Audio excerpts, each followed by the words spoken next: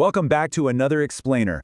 Today, we're going to map out a truly fascinating economic and structural evolution. We're looking at the adult entertainment industry, and we're going to objectively break down exactly how it transformed from this shadowy analog studio system into a highly visible modern digital powerhouse. We're going to dig into the data, the timelines, and the underlying business models that made this whole thing possible. So here's the core question we really need to answer today. How on earth did adult content become a pipeline to generational wealth? I mean, historically, performers in this industry often face some pretty grim outcomes, marginalization, financial ruin, serious stigma. But today's creators are using this industry as a highly calculated, direct launchpad. They're securing mainstream fame, sitting front row at Paris and Milan fashion weeks, and building multi-million-dollar entrepreneurial empires. To understand this massive shift, we've got to look at the numbers. Okay, let's dive into this with a surprisingly low figure, $12,000.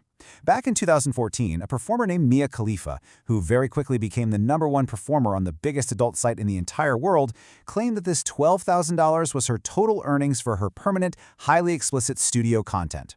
Despite generating untold millions of views and just massive revenue for the platforms hosting her videos, her personal financial takeaway from the actual studio work was, by her own account, astonishingly small. Now immediately contrast that with $95 million. That is the jaw-dropping amount a modern creator named Sophie Rain reportedly made in just 3 years. And here's the kicker.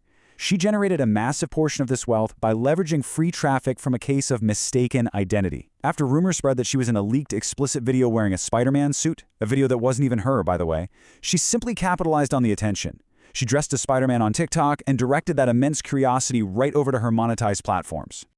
To really understand how we went from a $12,000 flat fee to a $95 million independent empire, we have to look back at what we'll call the old world. This was the analog and early digital era. During this period, the money was finite, and it was completely controlled by corporate gatekeepers. Independent performers basically had zero ways to self-publish, distribute their own work, or build direct monetized relationships with their fans. The studios literally held all the cards, and as a result, they captured almost all of the value. Just to illustrate how little control performers had in this old world, consider Mia Khalifa's rapid, entirely chaotic timeline. Day 1, she's casually scouted on the street in Miami. Day 2, she tours a seemingly respectable studio and signs the paperwork. By month 1, she films a highly controversial scene wearing a hijab, something she explicitly warned the studio would result in serious danger.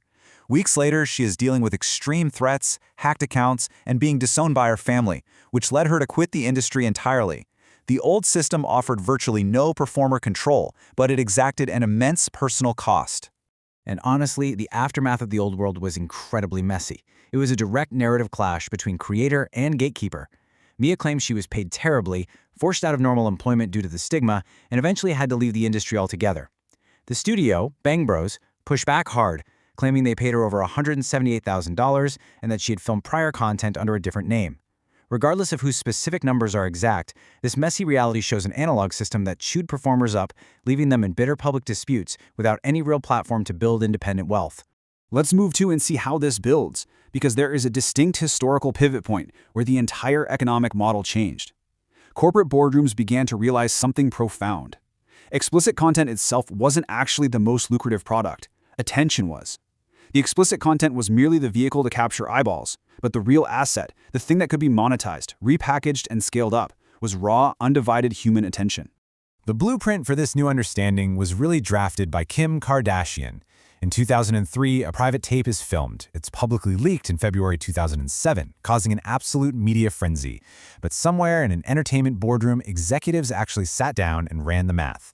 They realized this massive public controversy could be mathematically converted into a highly lucrative television deal. By October of that same year, Keeping Up with the Kardashians premiered.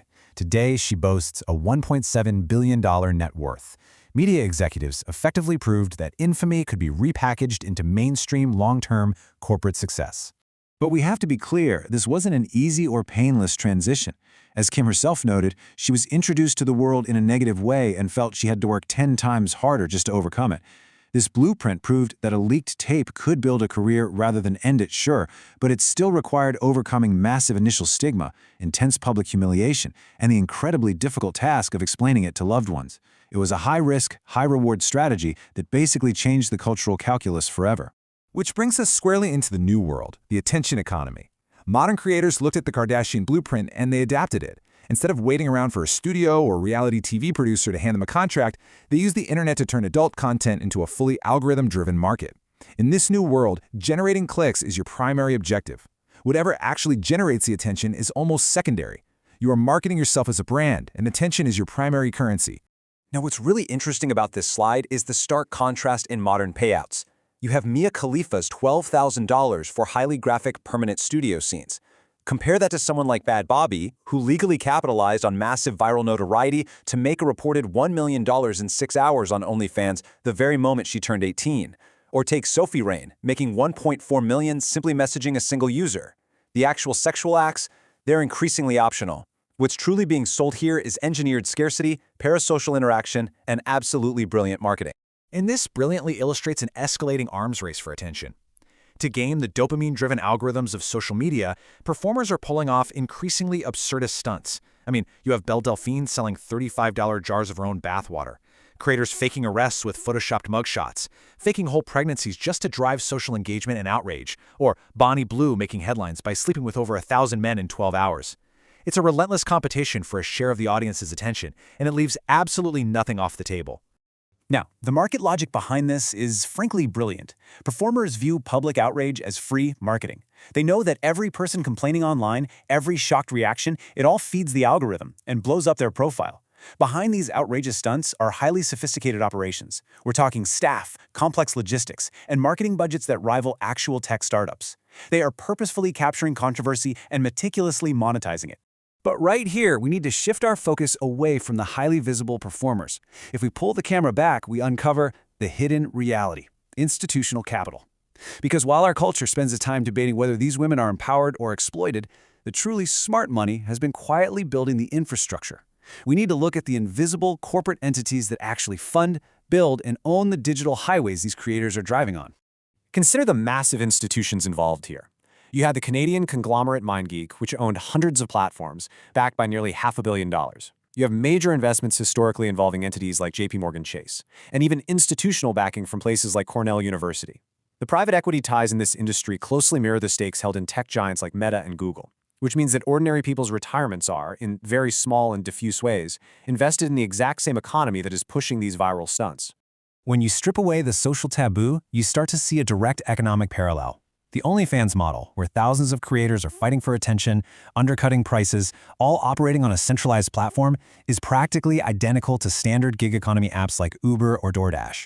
Both utilize massive pools of decentralized, independent labor, while the centralized platform takes a significant cut of every transaction right at the door.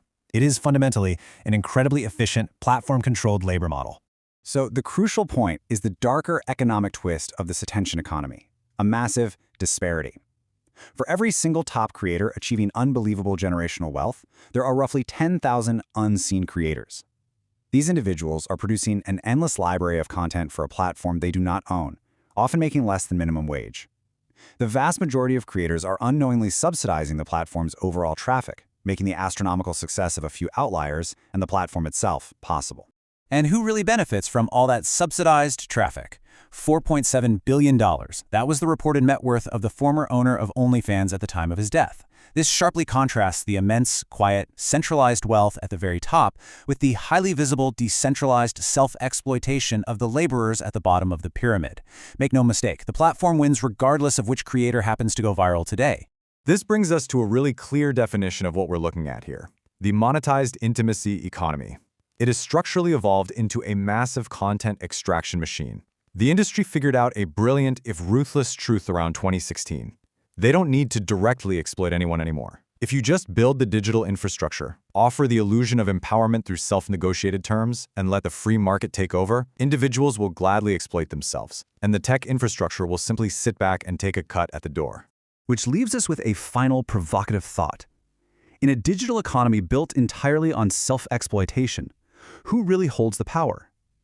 Is it the creators capturing our attention on our feeds, or the invisible billionaires who actually own the servers? Thank you so much for joining me for this explainer. Keep questioning the invisible business structures behind the content you consume, and I will see you in the next one.